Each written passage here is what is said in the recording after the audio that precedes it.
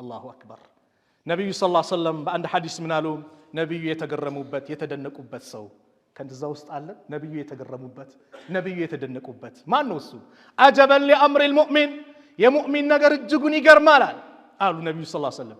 ኢነ አምረሁ ኩለሁ ለሁ ኸይር የእሱ ነገር ደግሞ ሁሉም ኸይር ነው አሉ። የሙእሚን ነገር ሁሉም ነገሩ ኸይር ነው። ወለይሰ ዛሊከ ሊአሐድን ኢላ ሊልሙእሚን ይሄ ደግሞ ለአማኝ ካልሆነ ለማንም አይሰጥ ስጦታ ነው አሉ የአላህ መልእክተኛ ነቢዩ ሰለላሁ ዐለይሂ ወሰለም። ኢን አሳበቱ ሰራኡ ደስታ ሲመጣ ሸከረ አላህን ያመሰግናል። ፈካነ ኸይረን ለሁ ይሄ ለሱ የተሻለ ነው። ወይነ አሳበቱ ደራኡ ችግር ሲመጣበት ደግሞ ሶበረ ትዕግስት ያደርጋል። ፈካነ ኸይረን ለሁ ይሄ ለሱ የተሻለ ነው። ረዋሁ ሙስሊም። አየ ደስታ ሲመጣ በእውቀቴ በጉልበቴ እንደ ቃሩን የቃሩን መንሃጅ አይዝም። ይሄ እኮ በእውቀቴ በኢልም ያገኘሁት ብሎ አላህ የሰጠውን ጸጋ ምን ያደርጋል? ያስተባብላል። ሙእሚን ጸጋ ሲመጣ ትላንት ባዶ ነበርኩ ዛሬ ነው አላህ ያንበሻበሸኝ ይሄ ሁሉ ነገር ስጠኝ ጌታዬ ነው ምስጋና ይገባው ብሎ ምስጋና የሰደቃ ምስጋና ያወጣል አለ። የሰደቃ ምስጋና አላህ የሰጠኝን በመስጠት ባለማመጽ የአላህ ባሪያዎች ላይ ባለመኩራት ብሎ ራሱን ዝቅ ያደርጋል። ከዚህ ውጭ ከሆነስ የዛኔ ገንዘቡ ሲመጣ ከኛ በላይ ላሳር ማን አለ ይላል።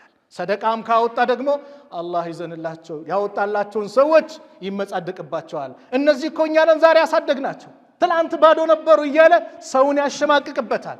የዛ አይነት አይደለም የተወደሰው፣ የዛ አይነት አይደለም ነብዩ የተገረሙበት።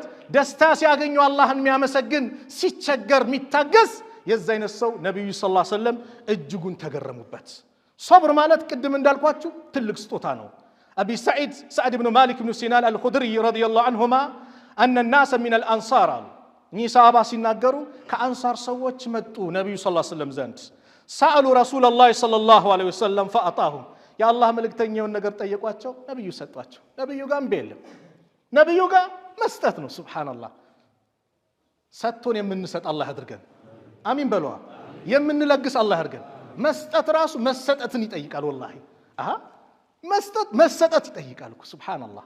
ነብዩ ሰጡ ثم سألوه አሁንም ጠየቋቸው ነብዩን فأعطاهم ሰጧቸው حتى نفد ما عنده ነብዩ ዘንድ ያለው እስኪያልቅ ድረስ ባዶ እስኪሆን فقال لهم حين أنفق كل شيء بيده በእጃቸው ያለውን ሁሉን ነገር ከሰጡ በኋላ ከጨረሱ በኋላ ما يكون عندي من خير فلن أدخره عنكم ከኸይር ነገር እኮ እናንተ ዘንድ ምደብቆ ማስቀምጠው እኮ የለም ቢኖር ሰጠ ነበር አሉ።